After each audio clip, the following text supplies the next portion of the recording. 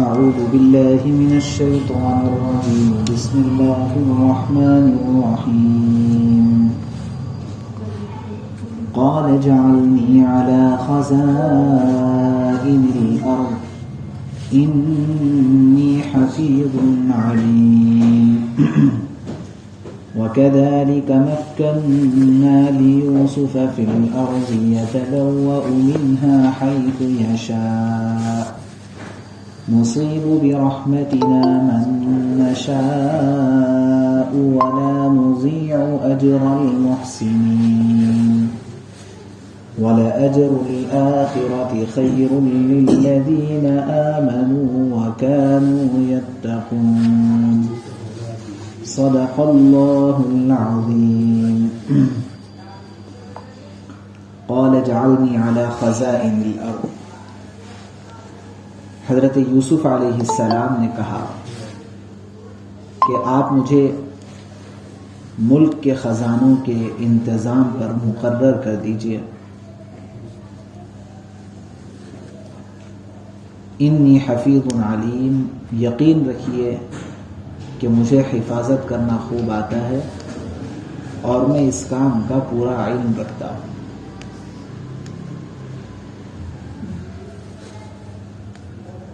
وَكَذَلِكَ مَكَّنَّا لِيُوسُفَ فِي الْأَرْضِ، اور اس طرح ہم نے یوسف علیہ السلام کو ملک میں ایسا اقتدار عطا کیا يَتَبَوَّأُ مِنْهَا حَيْثُ يَشَاءُ، کہ وہ اس میں جہاں چاہیں اپنا ٹھکانہ بنائیں. نُصِيبُ بِرَحْمَتِنَا مَن نَّشَاءُ، ہم اپنی رحمت جس کو چاہتے ہیں پہنچاتے ہیں. وَلَا نُضِيعُ أَجْرَ الْمُحْسِنِينَ، اور نیک لوگوں کے اجر کو ضائع نہیں کرتے.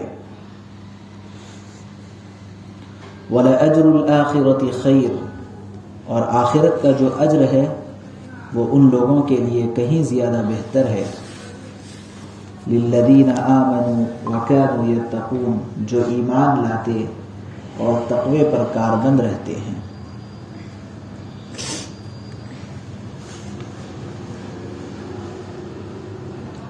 پیچھے سے بات چل رہی تھی کہ حضرت یوسف علیہ السلام کو بادشاہ نے دربار میں طلب کیا اور اس بات کا آفر کیا کہ وہ بادشاہ اپنا پرسنل اسسٹنٹ حضرت یوسف علیہ السلام کو منتخب کرنا چاہتا ہے. یہ آفر بھی کیا.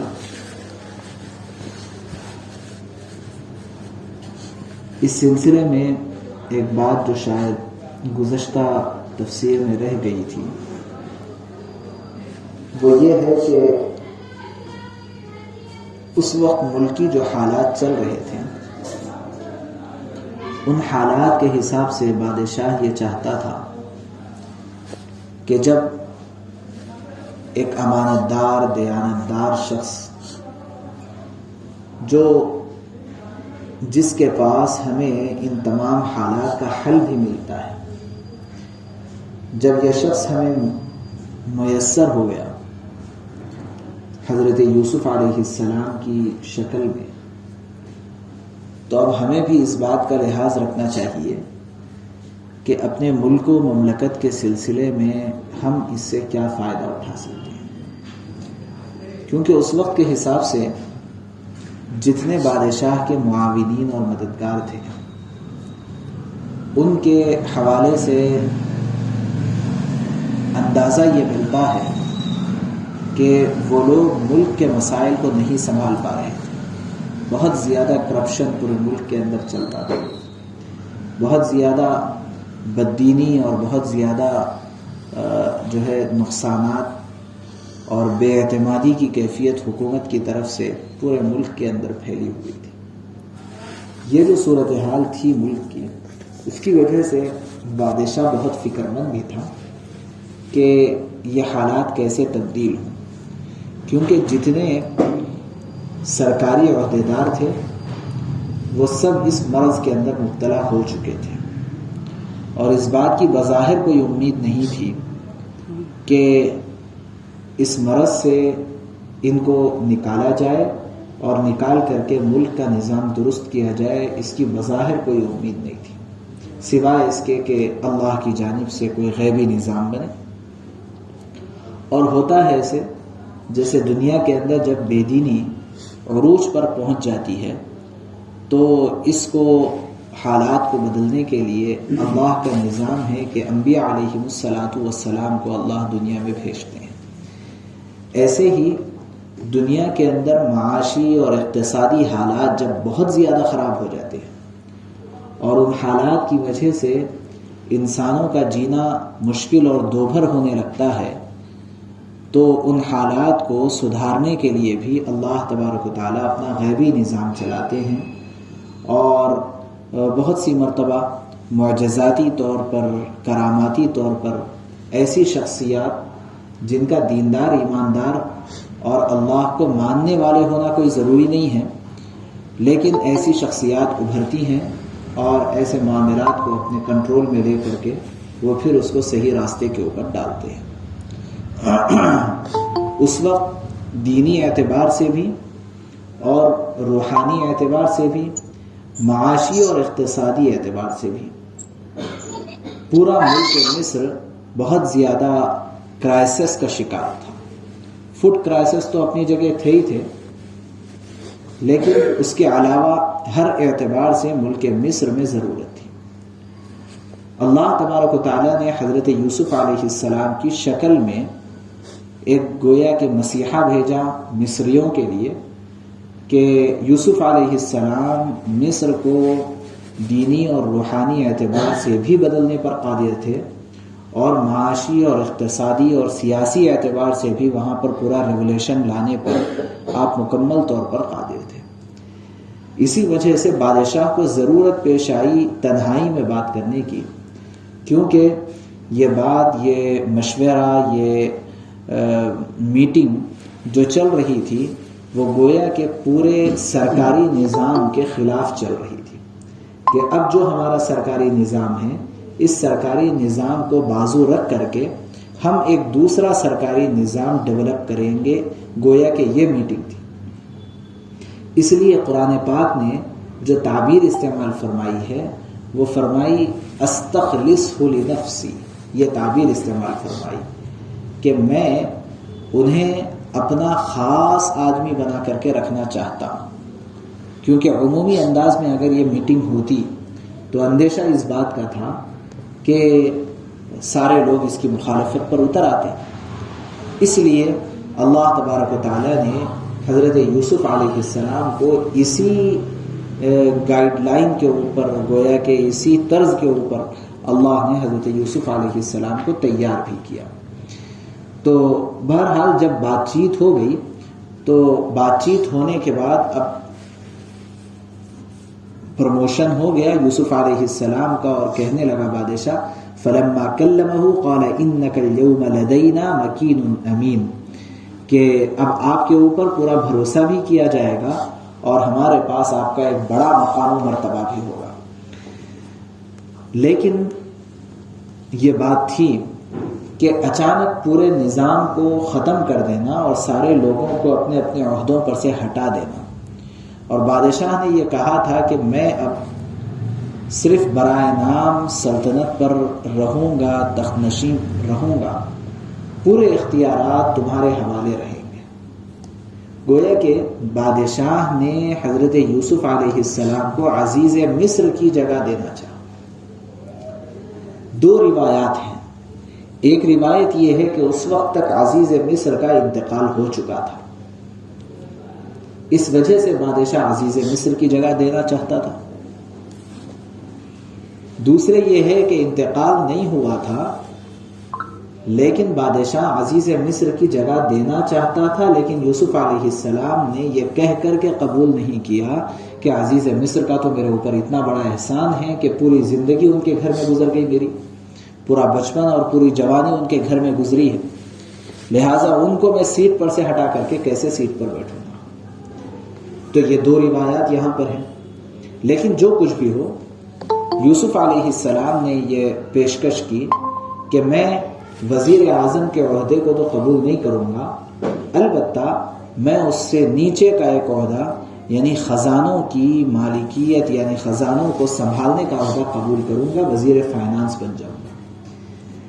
اس کے سلسلے میں جو بات حضرت یوسف علیہ السلام نے بتائی ہے اس میں اپنی 2 صفات کا بیان کیا ہے۔ ایک صفت بیان فرمائی حفیظ، میں حفاظت کرنے کا ہنر رکھتا ہوں، اور دوسرے علیم، میں اس شعبے کے پیچ و خم کو، اس کے نشیب و فراز کو، اس کے اونچ نیچ کو جانتا ہوں۔ یہ حفیظ کا تعلق ہے سیرت اور کردار سے، کہ سیرت اور کردار کے اعتبار سے میری تربیت اللہ تبارک و تعالیٰ نے ایسی کی ہے کہ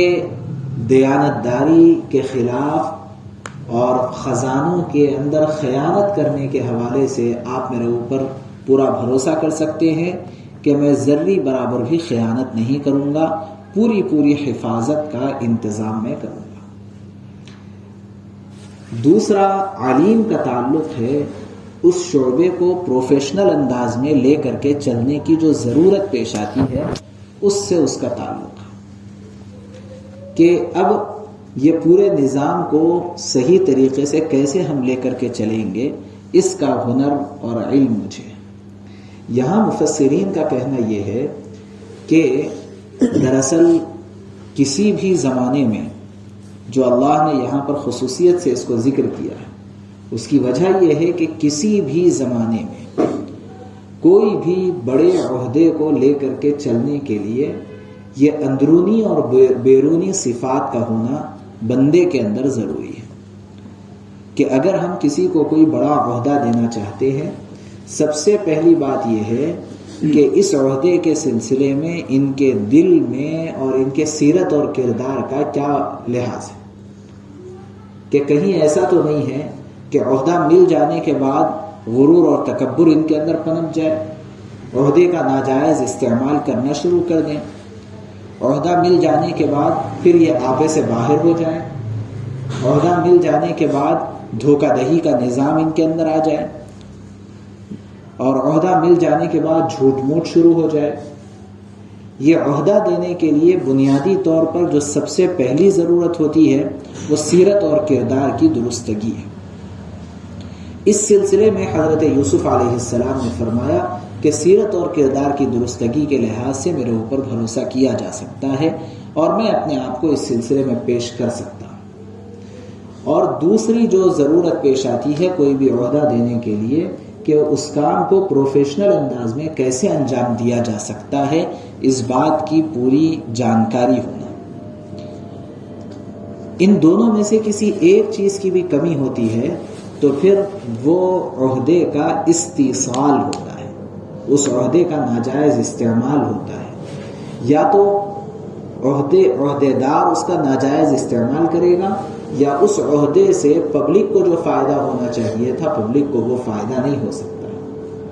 اس لیے حضرت یوسف علیہ السلام نے یہ دونوں باتیں پیش کر کے فرمایا کہ وہ اتنا بڑا وزیر اعظم کا تو عہدہ مت دیجیے، البتہ یہ آپ اگر دینا چاہیں تو دے دیجیے، کیونکہ اس کے لیے جو ریکوائرمنٹ ہے میری صفات کا، میری ویلیوز کا، وہ ریکوائرمنٹ میں فلفل کر سکتا ہوں۔ یہ فرما کر کے یہ عہدہ لیا۔ اللہ نے فرمایا کذالک مکننا لیوسف فی الارض۔ اب تھے کہاں پر؟ ایک چھوٹے سے بچے، اور اس کے بعد بھائیوں کے ہاتھوں مظلومانہ زندگی، اور اس کے بعد کنویں کے احوال، کنویں کی تاریکیوں میں، پھر کنویں سے نکلے تو غلام بنائے جا کر کے فروخت، اور مختلف ہاتھوں سے ہوتے ہوئے عزیز مصر کے گھر میں غلام کی حیثیت سے، اور جب وہاں سے کچھ چھٹکارا ملا، جوانی وہاں سے جوانی کی عمر کو پہنچے اور تھوڑا سا اطمینان بخش زندگی ہونے کے احوال کچھ سامنے آئے، تو پھر ایک الزام لگائے گئے اور جیل کی سلاخوں کے پیچھے۔ تو کہاں یہ سب حالات، اور پھر وہاں جیل سے نکلے تو اب اتنے بڑے اور اتنے اونچے عہدے پر کہ کوئی وہاں تک اب تصور نہیں کر سکتا ہے. تو اللہ نے یہاں پہنچ کر کے فرمایا ہے کذالک مکننا. یہ ہے اصل غور کرنے کی چیز. کذالک مکننا لیوسف فی الارض. اسی طرح ہم نے یوسف علیہ السلام کو زمین میں قدرت دی ہے، زمین میں ان کو اقتدار کیا ہے. اب تک یہ اپنی مرضی سے کچھ نہیں کر سکتے تھے، اپنی مرضی سے کچھ نہیں کر سکتے تھے. ان کی کوئی مرضی اب تک چل ہی نہیں سکتی تھی. جب تک بچے تھے اس وقت تک تو باپ کی مرضی چلے گی، اور جب تھوڑے بڑے ہوئے ہوں گے بھائیوں کے ہاتھوں، اس کے بعد کنواں، اس کے بعد غلام کی اپنی مرضی نہیں چل سکتی، اس کے بعد جیل میں، تو جیل میں کوئی اپنی مرضی نہیں چل سکتی. اب تک کے حالات یہ کہ اپنی کوئی مرضی نہیں چل سکتی تھی. اب اللہ نے فرمایا ہے اب یہ صورتحال ہو گئی یتبوأ منہا حیث یشاء. ایسا اقتدار ہم نے عطا کیا کہ وہ اس اقتدار میں اپنے مملکت کے اندر جہاں چاہیں اپنا ٹھکانہ وہ بنا سکتے ہیں. یہ ایسا مقام و مرتبہ انہیں ملا ہے. اب اللہ فرماتے ہیں نصیب برحمتنا من نشاء. ہم اپنی رحمت جس کو چاہتے ہیں پہنچاتے ہیں. ولا نضيع اجر المحسنین. اور نیک لوگوں کے اجر کو ہم ضائع کبھی نہیں کرتے. یہ ہمیں ذہن میں رکھنے کی چیز ہے. دراصل یہاں سے پوری امت مسلمہ کو، قیامت تک آنے والے تمام لوگوں کو، ہر گھرانے اور ہر شعبے کے افراد کو یہ سبق دینا مقصود ہے کہ موجودہ جو دشواریاں ہمارے سامنے ہیں، ان دشواریوں کو سامنے رکھ کر کے اسی کے اندر منحصر ہو کر کے مت رہ جاؤ، اسی کے اندر قید ہو کر کے مت رہ جاؤ، بلکہ ان دشواریوں کو اگر صحیح طریقے سے دین و شریعت کے مطابق سہنا سیکھ جاؤ گے تو آگے چل کر کے اللہ تبارک و تعالیٰ کی جانب سے سہولتیں تم کو میسر ہونے والی ہے. اللہ نے مقدر کر رکھا ہے ان سہولتوں. لیکن شرط کیا ہے کہ یہ دشواریاں دین و شریعت کے مطابق گزارے. اگر آدمی ایک پریشان حال تو ہے، بہت مصیبت زدہ ہے، لیکن وہ اس میں نہ اللہ کی مانتا ہے نہ نبی کی مانتا ہے، پریشانی کے اندر کسی قسم کا صبر نہیں، اللہ سے شکایت ہے اس کو، مخلوقات سے اس کو شکایت ہے، جہاں ضرورت نہیں ہے وہاں ہاتھ پھیلاتا پھرتا ہے، اپنی جو ہے کمزوریوں کو اور اپنی پریشانیوں کو لوگوں کے سامنے کہتا اور بولتا پھرتا ہے. شریعت سنت کے مطابق جو اپنی پریشانیوں کو نہیں گزارتا تو اس کو اس بات کا بھی کوئی حق نہیں ہے کہ وہ آگے چل کر کے بہت ساری سہولتوں کی امید رکھے. سہولتوں کی امید ہمیشہ وہی شخص رکھ سکتا ہے جو اپنی دشواریوں اور پریشانیوں اور مصیبتوں کے زمانے کو شریعت اور سنت کے مطابق صبر و ضبط کے ساتھ گزارتا ہے، صبر و ضبط کے ساتھ گزارتا ہے. اسی لیے یہاں محسنین کا جو ترجمہ کیا گیا ہے وہ ترجمہ نیک لوگوں سے کیا گیا کہ جو نیک لوگ ہوتے ہیں ان کے اجر کو ہم ضائع نہیں کرتے، اور جو برے ہوتے ہیں وہ برے ہوتے ہیں تو گویا کہ ان کی یہ مصیبتیں ان کے لیے دنیا میں عذاب بنی ہوئی ہوتی ہے. تو ان کے لیے یہ کیا ضروری ہے کہ ان کی مصیبتیں آگے جا کر کے ختم ہو جائے گی. لوگ اس طرح سے بہت ساری شکایات کرتے رہتے ہیں کہ اتنے عرصے سے پریشانیاں ہیں اور پریشانیاں ختم ہی نہیں ہو رہی ہیں. تو نہیں ہوگی، یہ ہے امید رکھی جا سکتی ہے آخرت میں اللہ اس کا بدلہ دیں گے. لیکن ولا نضيع اجر المحسنین سے یہ پتہ چلتا ہے کہ ہمیں اگر دشواریوں کے بعد سہولتیں ملنی ہیں اور دشواریوں کے بعد ہم کو آسانیاں اگر ہم چاہتے ہیں تو اس کے لیے محسنین کا کردار بھی ہمیں ادا کرنا ضروری ہے کہ یہ دشواری کو کیسے مینیج کیا جائے، شرعی نقطہ نظر سے اس چیز کو پوچھ کر کے سمجھ کر کے اس کو ویسے مینیج کریں تو ہم محسنین میں سے بن جائیں گے. اور جب محسنین میں سے بن جائیں گے تو اللہ ہمارے اجر کو ضائع نہیں کرے گا، اور اس کے نتیجے میں اللہ تبارک و تعالیٰ سہولتیں اتنی ہمیں فراہم کرے گا جتنی سہولتوں کے سلسلے میں ہم تصور بھی نہیں کرتے تھے. آگے فرماتے ہیں وَلَأَجْرُ الْآخِرَةِ خَيْرٌ. یہی جو محسنین ہیں ان لوگوں کے لیے جو آخرت کا بدلہ ہے یہ بہتر ہوتا ہے. کن لوگوں کے لیے؟ لِلَّذِينَ آمَنُوا وَكَانُوا يَتَّقُونَ. یہ دو صفات بیان کی گئی. عجیب بات ہے کہ اللہ تبارک و تعالیٰ نے اکثر و بیشتر ایمان کی صرف واحد صفت کے اوپر اکتفا نہیں کیا، بلکہ آپ کو ایمان سے فائدہ اٹھانا ہے تو یا تو ایمان کے ساتھ عمل صالح کی شرط لگائے یا ایمان کے ساتھ تقوی کی شرط لگائے۔ ایمان کے ثمرات کو دنیا میں حاصل کرنا چاہتے ہو یا ایمان کے ثمرات کو آخرت میں حاصل کرنا چاہتے ہو؟ آخرت میں ایمان کے نتیجے میں جنت تو مل جائے گی، اس سے انکار نہیں ہے، لیکن ایک روایت میں آپ علیہ السلام نے خود پوچھا ہے کہ چٹیل میدان لے کر کے کرو گے کیا جنت میں؟ وہاں تو باغ لگاؤ، وہاں درخت لگاؤ، وہاں پر محل بناؤ اپنے، یہ سب ہمارے نیک اعمال کے ذریعے بنتے رہیں گے۔ تو ایمان کی نری شرط اللہ نے نہیں لگائی، بلکہ جہاں کہیں ایمان کا تذکرہ اللہ کرتے ہیں یا تو اس کے ساتھ عمل صالح کو جوڑتے ہیں یا تقوی کو جوڑتے ہیں۔ اس وجہ سے یہ ایمان اور تقوی والی زندگی، ایمان کے ساتھ تقوی والی زندگی، تقوی کس کو کہتے ہیں؟ اللہ کے اوامر، جن چیزوں کا اللہ نے حکم دیا ہے اس کا پورا کرنا، اور جن چیزوں سے اللہ نے روکا ہے اس سے بچنا، کم از کم اتنا کر لینا، یہ تقوی کا ادنا ترین درجہ ہے۔ تقوی کا سب سے کم ترین درجہ یہ ہے کہ ہم وہی کام کریں جس کا حکم ہے اور وہ کام بالکل نہ کریں جس سے ہمیں منع کیا گیا ہے، یہ تقوی کا ادنا درجہ ہے۔ تو جو لوگ ایمان اور تقوی والی زندگی گزارتے ہیں ان کے لیے آخرت میں تو اور بہت سارے درجات ہیں اور بہت سارے انعامات بھی ہیں۔ اس لیے ہمیں اہتمام کرنا ہے اس بات کا کہ ایمان کے ساتھ تقوی والی زندگی گزاریں، اور ہر حال میں، خواہ ہم مصیبت والے حال میں ہوں، پریشانی والے حال میں ہوں، یا ہم